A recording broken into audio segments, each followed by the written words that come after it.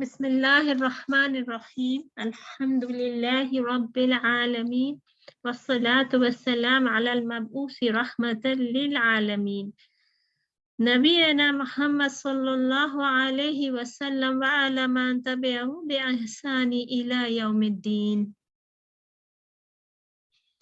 तमाम तारीफ़ें अल्लाह के लिए जो तमाम जहानों का रब है, और अस्सलात वस्सलाम उन पर जो तमाम जहानों के लिए रहमत बनाकर भेजे गए हमारे नबी मोहम्मद सल्लल्लाहु अलैहि वसल्लम, और उन पर जिन्होंने नेकी के साथ इनकी पैरवी की जज़ा और सज़ा के दिन की तक। अस्सलाम वालेकुम व रहमतुल्लाहि व बरकातुहू। अल्हम्दुलिल्लाह,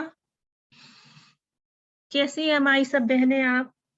एक और अल्लाह ने हमें अपनी रहमत से तौफीक दी, एक और दर्स की। अल्लाह ताला हमें यहाँ आना कबूल फरमाए, हमारी मग़फ़रत करे। जो खैर इसमें है वो अल्लाह की तरफ से है, और जो शर है वो हमारी अपनी नफ्सों की कमज़ोरियाँ हैं। और अल्लाह ताला हमारी नफ्स के शर से हमें बचाए, कमज़ोरियों को दूर करे, हमारे गुनाहों को माफ़ करे।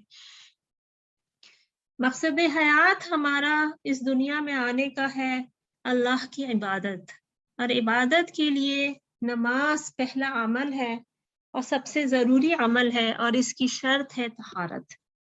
और इसीलिए हम तहारत के मसाइल सीख रहे हैं। पिछली दफ़ा जो हमने तहारत के मसाइल करने से पहले अहकाम से जुड़े हुए कुछ चीज़ें सीखी थी, हमने देखा था कि अकीदा और अमल एक साथ जुड़ा हुआ है। हर अमल के साथ अकीदा जुड़ा होता है।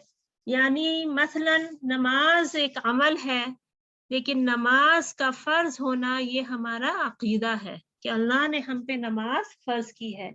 रोजा जो अमल हमें करना है उसका ये है कि अल्लाह ने उसको हम पर फर्ज किया है, ये हमारा अकीदा है।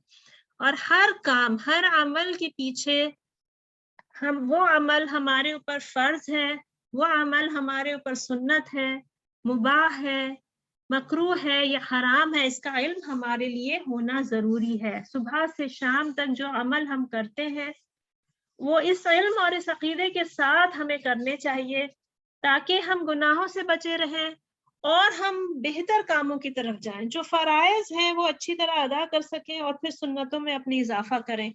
अगर इल्म सही नहीं होता तो बाज दफा सुन्नत ज्यादा, लेकिन फर्ज छोड़ देते हैं क्योंकि इल्म नहीं होता कि इल्म की बेसिस पे हमें अपने अमालों को करना होता है। बाज काम ऐसे होते हैं जो मुबाह काम होते हैं, मसलन उनको हम अपने हिसाब से करते हैं, अपनी पसंद नापसंद के हिसाब से करते हैं। हमने ये मिसाल दी थी कपड़ों का पहनने का रंग, चॉइस, तरीका, ये हमारे पसंद नापसंद कल्चर से डिफाइंड होता है। लेकिन कुछ मुबाह काम ऐसे भी होते हैं जो हमें हराम की तरफ ले जा सकते हैं, या वो हमारे ऊपर फर्ज भी हो जाते हैं अगर हमने उनमें इन चीजों का इसका इल्म नहीं रखा कि उस अमल से हमारे अकीदे का जो ताल्लुक है वो अमल हमारे लिए फर्ज है या नहीं है। मसलन लिबास, एक खास किस्म का लिबास पहन के, यानी अपने औरा को, अपनी जिस्म के हिस्सों को ढांप के एक औरत को घर से निकलना है। अगर वो अपनी मर्जी से अपनी पसंद के कपड़े पहन के निकल जाती है और अपना औरा उसका कवर नहीं होता, तो वो काम उसके ऊपर हराम हो जाता है।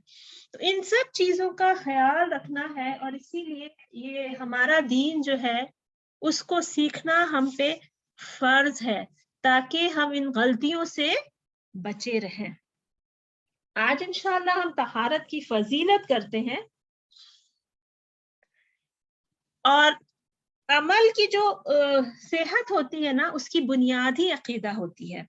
तो सही अकीदा रखना और उस पे फिर उस तरह से अमल करना। अब तहारत सीखने से पहले उसकी फजीलत सीखें। फजीलत क्या है तहारत की? अल्लाह सुब्हानहू व तआला ने पाकी का हुक्म दिया, और अल्लाह के रसूल सल्लल्लाहु अलैहि वसल्लम पर यह हुक्म उतरा, और अल्लाह सुब्हानहू व तआला फरमाते हैं वसियाबका फतहिर वरुज्ज़ फहजुर, अपने कपड़ों को पाक रखा करो और नापाकी को छोड़ दो। کپڑوں کی پاکی، کپڑوں کا دھونا، صاف ستھرا رکھنا، نجاست سے پاک رکھنا اور حلال کمائی سے کپڑوں کو پہننا۔ اس کے علاوہ دل کی پاکی، گناہوں سے پاک، شرک سے پاک، بتوں کی عبادت سے دور رہنا، اس کا بھی حکم اللہ سبحانہ و تعالیٰ نے دیا۔ تو پاکی، ایک تو دل کی پاکی اور پھر کپڑوں کی بھی پاکی کا حکم اللہ سبحانہ و تعالیٰ کی طرف سے آیا۔ اللہ سبحانہ و تعالیٰ ان کو پسند کرتا ہے جو پاک رہتے ہیں۔ اللہ سبحانہ و تعالیٰ نے فرمایا آپ اس میں کبھی کھڑے نہ ہوں، البتہ جس مسجد کی بنیاد اول دن سے تقوی پر رکھی گئی ہے وہ اس لائق ہے کہ آپ اس میں کھڑے ہوں۔ اس میں ایسے لوگ ہیں جو خوب پاک ہونے کو پسند کرتے ہیں، اور اللہ تعالیٰ خوب پاک ہونے والوں کو پسند کرتا ہے۔ تو پانی سے اپنے آپ کو دھونا اور پاک کرنا، یہ اللہ سبحانہ و تعالیٰ اس عمل کو پسند کرتا ہے۔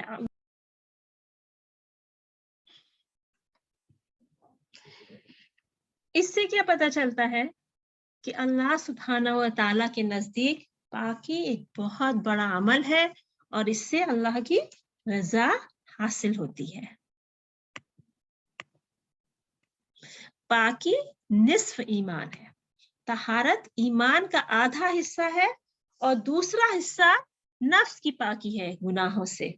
اور طہارت کے بغیر نماز نہیں ہوتی جو جنت کی کنجی ہے۔ طہارت نصف ایمان ہے اور الحمدللہ میزان کو بھر دیتا ہے۔ نیکیوں سے سبحان اللہ جو بھی آسمان اور زمین کے درمیان ہے اسے بھر دیتا ہے۔ نماز نور ہے، صدقہ برہان ہے، اور صبر دیا ہے۔ قرآن مجید گواہی دے گا تمہارے لیے یا تمہارے خلاف۔ ہر شخص صبح اٹھتا ہے تو اس کی جان گروی ہوتی ہے، جسے یا تو وہ نیکی کر کے آزاد کر لیتا ہے یا گناہ کر کے ہلاک کر دیتا ہے۔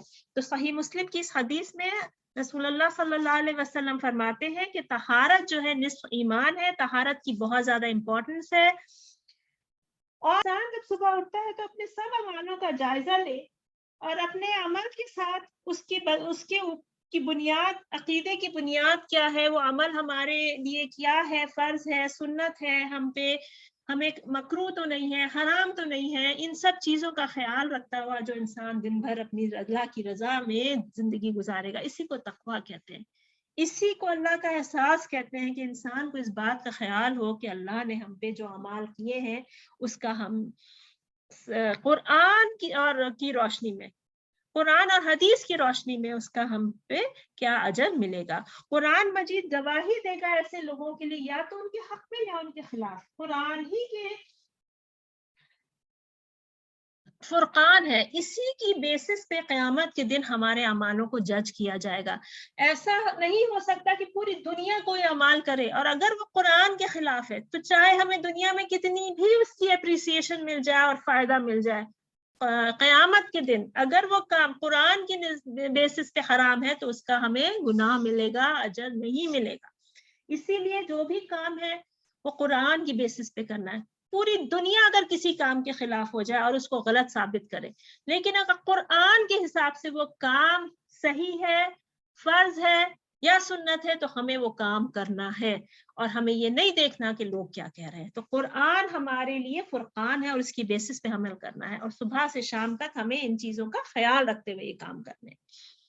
اور طہارت بہت امپورٹنٹ ہے اور اس کی فضیلت بہت زیادہ ہے۔ کیوں؟ سب سے پہلے کہ یہ پاکی، ایک تو دل کی پاکی، پھر جسم کی پاکی، اور اسی کی بنیاد بیسس یعنی شرط ہے نماز، اور نماز کی قبولیت اس کے بغیر نہیں ہوتی، اور جس کی نماز قبول نہیں ہوتی اس کے لیے جنت میں جانا نہیں ہوگا۔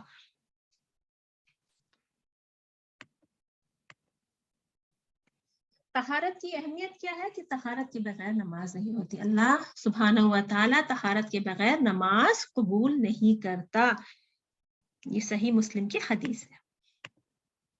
طہارت نماز کی کنجی ہے، نماز جنت کی کنجی ہے، اور نماز کی کنجی طہارت ہے۔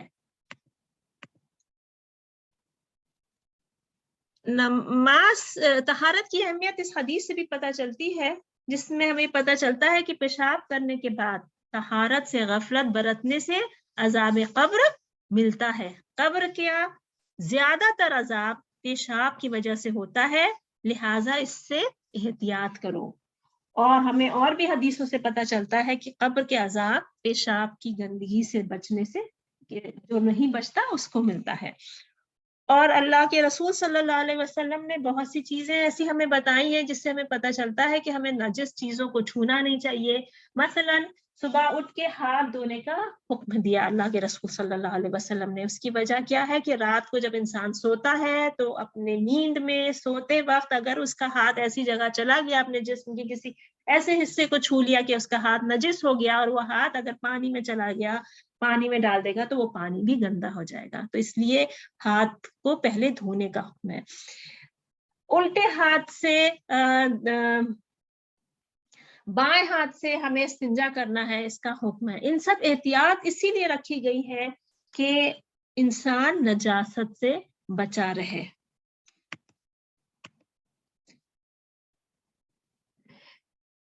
صغیرہ گناہ وضو سے معاف ہوتے ہیں. رسول اللہ صلی اللہ علیہ وسلم نے پوچھا، کیا میں تمہیں نہ بتاؤں جس سے اللہ تمہارے گناہوں کی مغفرت فرمائے اور تمہاری نیکیوں میں اضافہ کرے؟ انہوں نے کہا، جی ضرور یا رسول اللہ. رسول اللہ صلی اللہ علیہ وسلم نے فرمایا، وضو صحیح طرح کرنے سے مشکل کے باوجود مسجد کی طرف قدم بڑھانے سے اور ایک نماز کے بعد دوسری نماز کا انتظار کرنے سے. تو انسان سستی کی وجہ سے وضو اچھی طرح نہیں کرے یا وضو چھوٹی موٹی تکلیف کی وجہ سے چھوڑ دے، ایسا نہیں کرنی چاہیے. ہاں، کوئی انسان بیمار ہے، اس کو پانی لگنے سے بیماری بڑھ جاتی ہے یا اس کو موت لاحق ہو سکتی ہے یا اس کو ٹھنڈ کی وجہ سے پریشانی ہو سکتی ہے، تو اس وقت اللہ کے رسول صلی اللہ علیہ وسلم کی حدیث سے ہمیں پتہ چلتا ہے کہ اللہ تعالیٰ نے ہمیں کچھ رخصت دی ہے، اور یہ انشاءاللہ ہم آگے کریں گے. طہارت کی کیا تعریف ہے؟ طہارت کی تعریف علماء اس طرح بیان کرتے ہیں، ارتفاع الحدث وما فی معناه وزوال الخبث. حدث کا اٹھنا اور جو اس سے ملتے جلتے کام ہے، اور خبث کا دور ہونا. اب یہ دو الفاظ ہم یہاں پڑھ رہے ہیں، حدث اور خبث. حدث کا اٹھنا اور جو اس سے ملتے جلتے کام ہے، اس کو طہارت کہتے ہیں. اور خبث کا دور ہونا، تو خبث تو عام طور پہ ہم جانتے ہیں، خبث نجاست سے بچنا، نجاست کو دھونا، صاف کرنا، کپڑوں کو نجاست سے بچانا، جسم کو نجاست سے بچانا، جگہ کی پاکی اس کو نجاست سے بچانا. طہارت الحدث کیا ہے؟ حدث یہ ایک حالت ہے جس کے نکلنے کے لیے وضو، غسل یا تیمم کرنا پڑتا ہے. حدث ایک حالت ہے جس سے نکلنے کے لیے وضو، غسل یا تیمم کرنا پڑتا ہے. اور حدث کا اٹھنا، یہ اس کا مطلب کیا ہے؟ حدث ایسی حالت جو بدن پہ قائم ہو جاتی ہے، اس کو محسوس نہیں کر سکتے ہیں، یہ کسی مخصوص کاموں کی وجہ سے ہمارے جسم پہ قائم ہوتی ہے. مثلاً ہم وضو کر کے نکلتے ہیں تو حدث اٹھ جاتی ہے. اگر وضو ٹوٹ گیا تو ہم حدث کی حالت میں آ جاتے ہیں. اگر کسی وجہ سے ہم پہ غسل واجب ہو گیا تو ہم حدث کی حالت میں آ جاتے ہیں. یہ کوئی دیکھ کے نہیں بتا سکتا کہ ہم حدث کی حالت میں ہیں. کس کو کون دیکھ کے بتا سکتا ہے کہ ہم وضو میں ہیں کہ نہیں؟ کوئی نہیں. یہ صرف انسان کو اپنا علم ہوتا ہے. کسی خاص وجہ سے انسان حدث کی حالت میں آ جاتا ہے اور پھر حدث کو اٹھانا پڑتا ہے، وضو کر کے، غسل کر کے یا تیمم کر کے. یہ طہارت میں آتا ہے. یا کچھ کام ایسے ہوتے ہیں جو انسان وہ بھی طہارت میں آتے ہیں. مثلا جیسے ابھی ہم نے ایک مثال کی تھی کہ صبح اٹھ کے ہاتھ دھونا، جب نیند سے آدمی اٹھے تو ہاتھ دھوئے. تو ہاتھ دھونا یہ جو حکم ہے صبح اٹھ کے، یہ سنت ہے، یہ بھی طہارت میں آتا ہے. مثلا انسان وضو میں ہے لیکن نماز سے پہلے اس نے دوبارہ وضو کر لیا، تو اس سے وہ آلریڈی حدث کی حالت سے اٹھا ہوا تھا، لیکن دوبارہ وضو کرنا یہ اس کی ملتی جلتی हालत है। जैसे यहाँ हमने देखा ना इस डेफिनेशन में कि हदस का उठना या उससे मिलते जुलते काम, उससे मिलते जुलते काम यही है, जैसे सुबह उठ के हाथ धो लेना, वुजू के बावजूद भी इंसान दोबारा वुजू करता है नमाज से पहले जो सुन्नत है, ये सब काम मिलते जुलते काम भी तहारत में आते हैं। और फिर नजासत से अपने आप को दूर रखना, यही पूरी तहारत की डेफिनेशन है, तारीफ है। अब हदस दो किस्म का होता है, हदस अकबर जिसमें गुस्ल करने से उठता है, जो गुस्ल करने से उठता है, ये कुछ खास कामों से इंसान के ऊपर ये सिचुएशन आती है और ये गुस्ल करने से उठता है, जैसे हम ये आगे इंशाल्लाह डिटेल में इसके करेंगे। वेट ड्रीम जिसे कहते हैं एहतिलाम, एक शख्स जो बालिग है उसको रात को वेट ड्रीम्स हुई, उसके प्राइवेट पार्ट से कुछ डिस्चार्ज निकला, तो वो फिर सीमेन के डिस्चार्ज की वजह से उसके ऊपर अब गुस्ल वाजिब हो गया, और ये कहते हैं हदस अकबर है। अब इसको दोबारा हदस की हालत को उठाने के लिए गुस्ल उससे वाजिब हो जाता है। दूसरी होती है हदस असगर जिसमें वुदू करने से उठता है। अब ऐसी हालत में इंसान आता है तो उस पर वुदू वाजिब हो जाता है। मिसाल के तौर पे इंसान ने रिया खारिज करी, विंड पास हो गई, तो उस और उसमें फिर वुदू करने से ये चीज उठती है। तो ये हदस का उठना, चाहे हदस अकबर का उठना हो या हदस असगर का उठना हो, या उसी तरह के मिलते जुलते काम, या खबस का हटना, नजासत का धोना, साफ करना, पाक करना। नजासत कितनी किस्मों की है, नजासत किस तरह पाक होती है, ये सब हमारे दीन का एक हिस्सा है।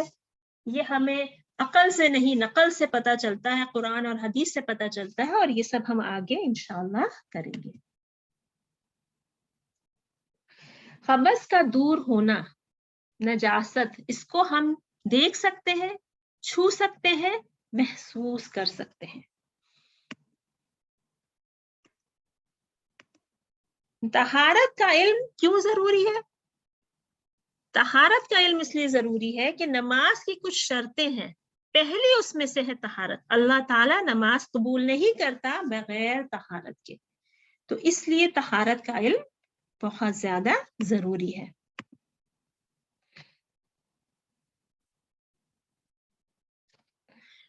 अल्लाह सुब्हानहू व तआला सूरह माइदा में फरमाते हैं, अऊज़ु बिल्लाहि मिनश शैतानिर रजीम, या अय्युहल्लज़ीना आमनू इज़ा कुमतुम इलस्सलाति फग़सिलू वुजूहकुम व अयदियकुम इलल मराफ़िक़ि वम्सहू बिरुऊसिकुम व अर्जुलकुम इलल कअबैन व इन कुंतुम जुनबन फत्तहरू। ए लोगों जो ईमान लाए हो, जब तुम नमाज के लिए उठो तो चाहिए कि अपने मुंह और हाथ कोहनियों तक धो लो, सरों पर हाथ फेर लो और पांव टखनों तक धो लिया करो। अगर जनाबत की हालत में हो तो नहाकर पाक हो। तो इससे हमें क्या पता चलता है कि अल्लाह सुब्हानहू व तआला ने नमाज के लिए हमें तहारत का हुक्म दिया, कुछ हालत में वुजू का और कुछ हालत में नहाने का, गुस्ल का हुक्म दिया अल्लाह सुब्हानहू व तआला ने। सूरह माइदा की ये आयत है। तहारत दो किस्म की होती है, पानी के जरिए, यही असल है, पानी के जरिए, और दूसरी तहारत किस तरह हो सकती है, मिट्टी या पत्थर के जरिए। पानी की नियाबत यानी पानी की एब्सेंस में इस्तेमाल होती है, पानी का इस्तेमाल ना कर पाने की वजह से। तो ये दोनों जरिए से तहारत होती है, पानी के जरिए भी, मिट्टी के जरिए भी। मिट्टी के जरिए तहारत करने की कुछ शरायत है, ये सब हम इंशाल्लाह आगे के दर्स में करेंगे। आज का दर्स यहीं तक, इंशाल्लाह अगले दर्स में मिलते हैं। सुब्हानक अल्लाहुम्मा व बिहम्दिका नशहदु अन ला इलाहा इल्ला अंता नस्तगफिरुका व नतूबु इलैक। अस्सलामु अलैकुम व रहमतुल्लाह।